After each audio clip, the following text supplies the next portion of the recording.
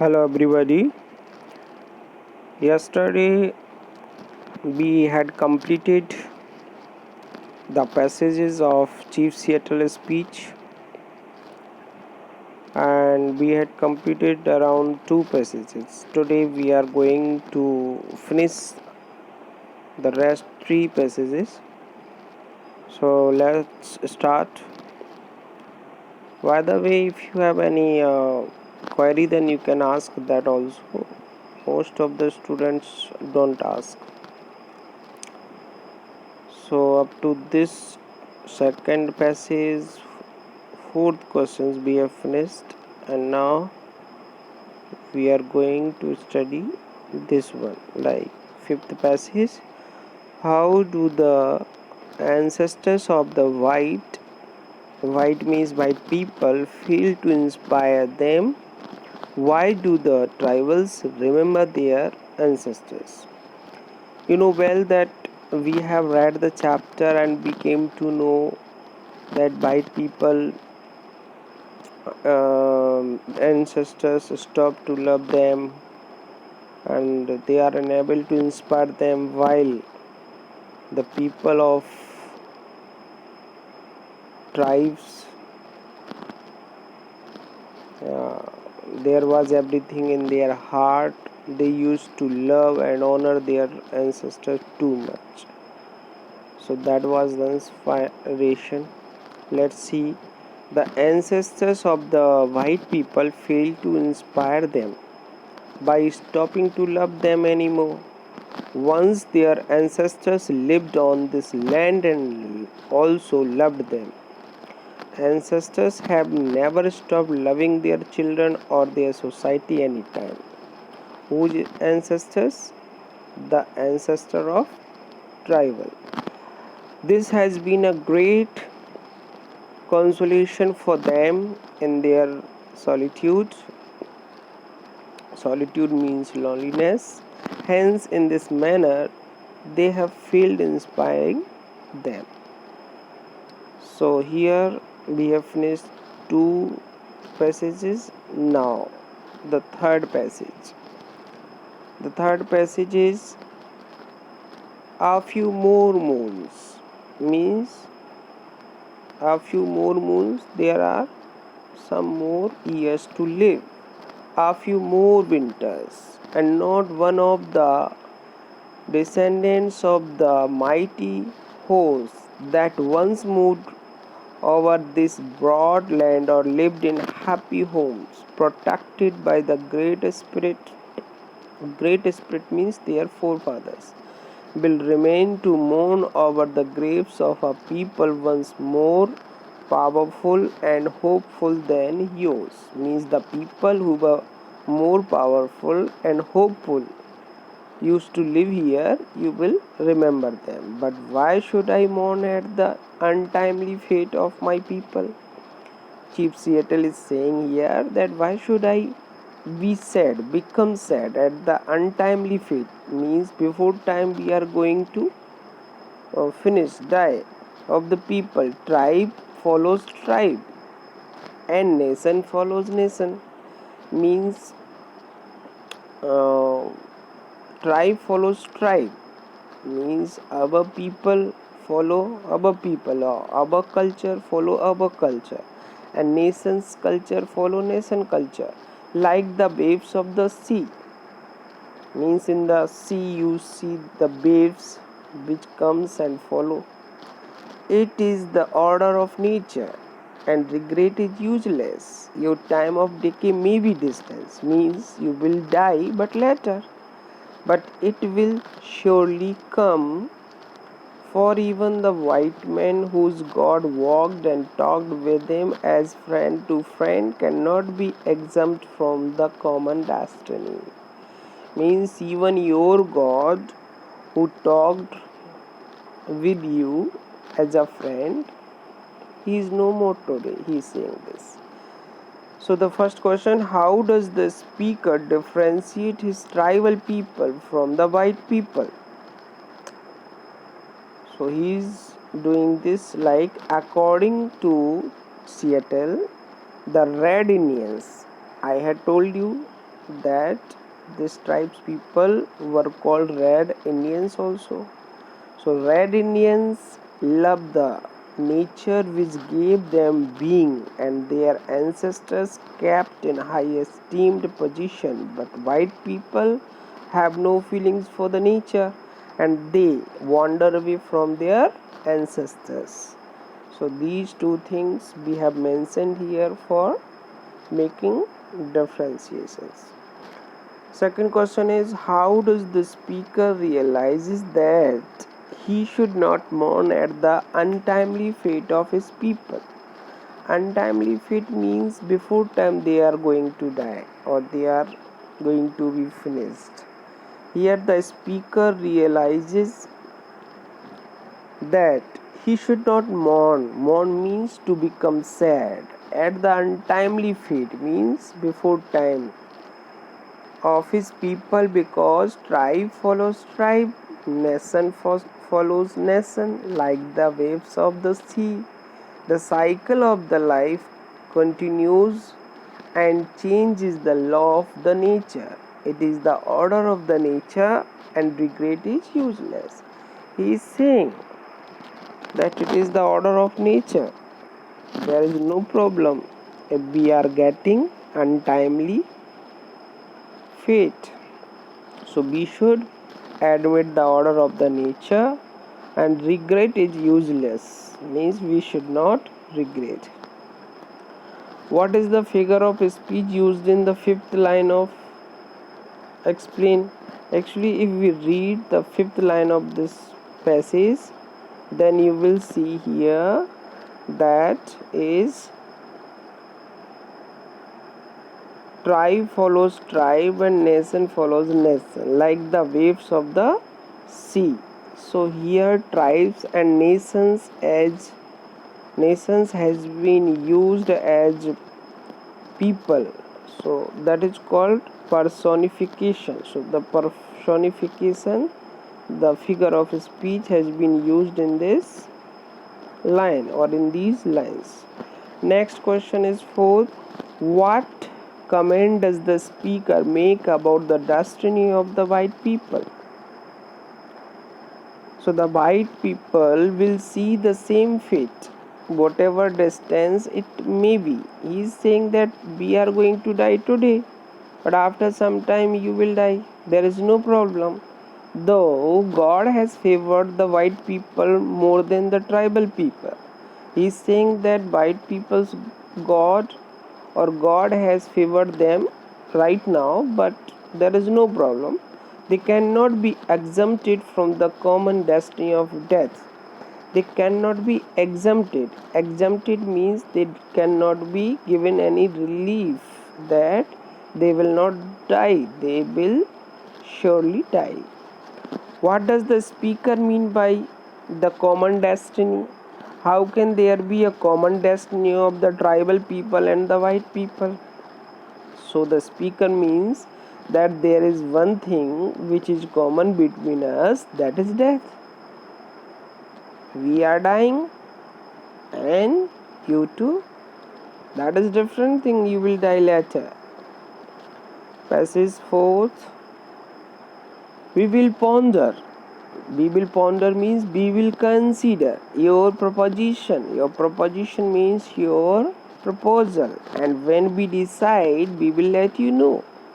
And when we will decide, we will let you know. We will tell you what should be accepted. What should be accepted means if we accept it, as in the explanation of this chapter, I had explained you that should be accepted means if we accept it. Should is used as if. So should or if we accept it, I here and now make this condition that we will not be denied the privileges. Privilege means honor. Without molestation means any problem of visiting at any time the terms of our ancestors, friends and children, means they will be given such rights by which they may visit this place anytime. Every part of this soil is sacred in the estimation of my people. Every hillside, every valley, every plain and grove has been hallowed by some sad or happy event in days long vanished. Even the rocks which seem to be dumb and dead as the swelter in the sun along the silent shore thrill with memories of string events connected with the lives of my people, and the very dust upon which you now stand responds more lovingly to their footsteps than yours, because it is rich with the blood of our ancestors, and our bare feet are conscious of the sympathetic touch. That which is given here, we have understood everything by simple. Now, which proposition means which proposal of the white people is the speaker referring to here? How could it be acceptable to his people? Simple. The proposition was to buy his land, means the proposal was to buy his land, and it could be acceptable only if they admit their condition that they should be given the rights to visit this place anytime without any restriction. How is every part of the soil sacred to his tribal people? So, according to the Chief Seattle, their bare feet are conscious of the sympathetic touch of their ancestors. This is all about the readiness, attachment to their land. That's why the soil is sacred. What has made every hillside, every valley, every plain, and every grave sacred? According to Chief Seattle, every part of the native land is sacred in the estimation of his tribal people, because those places are rich with the blood of their ancestors. Because they admit that in this earth their ancestors' blood is included. What trait? What trait? Trait means characteristics. What characteristics of the speaker's personality does this passage bring out? Who is the speaker and what is the occasion of his speech? So, Chief Seattle is the speaker, we know this. Who is the chief of the Suquamish tribe in America, that is also known of red people? Or red people are called red Indians also. The occasion of his speech is the time when American president sends him a message to buy his land. Here we can observe his frank speaking, honesty, affection towards his forefathers, and anxiety of his tribal's rights. Very nice things are given here. Next one is, why does the dust upon which the white people stand now respond more lovingly to the footsteps of the tribal people than those of the white people? Here the dust means the soil upon which the white people stand now, means the place or the land which white people want to buy. So the dust upon which the white people stand now respond more lovingly to the footsteps of the tribal people than those of the white people, because now they have come to know that this dust is the ashes of ancestors of tribal people, and they too have sympathy for them. However, those who don't know the reality are still standing without any gear. Means standing on this land is a matter of great thing. This was explained here. Now the fifth passage is, And when the last red man shall have perished. I have told you, banished or die. And the memory of my tribe shall have become a myth among the white men. Myth means story. These shores will shone with the invisible dead of my tribe, and when your children's children think themselves alone in the field, they store the soap upon the highway, or in the silence of the pathless woods, they will not be alone. In all the earth there is no place dedicated to solitude. At night, when the streets of your cities and villages are silent and you think them deserted, they will throng with the returning hosts that once filled them and still love this beautiful land. The white man will never be alone. So here Chief Seattle is saying that no matter your children's children will live here, they will not find themselves lonely. So the first question is, how had the red man and the white man lived in the past? Was there any harmony between them? What does this passage tell? In the past, there were several conflicts, hostilities between them. The white men forefathers had always been pushing the red men westward. The white people tried to force their way into the tribal areas and prove themselves superior in everything. There was no harmony existing between the two. The youth of red men always tried to revenge from the white men at some real or imaginary wrong. We know that they had some conflicts, they had no good harmony among them in the past. Next question, why will the children's children of the white men not feel alone in the field, the store, the shop, etc.? This is because even after the last native will be no more, the edges of the sea will be crowded or flooded with invisible dead of Seattle's nation people, because Seattle's nation people love to their land make them immortal. Thus, the white people will never feel alone in the field, the store, or the soap, etc. He is saying that our people will die, but their souls will be here everywhere. That's why your children's children will never feel alone here. Next is comment on the speaker's line. In all the earth there is no place dedicated to solitude.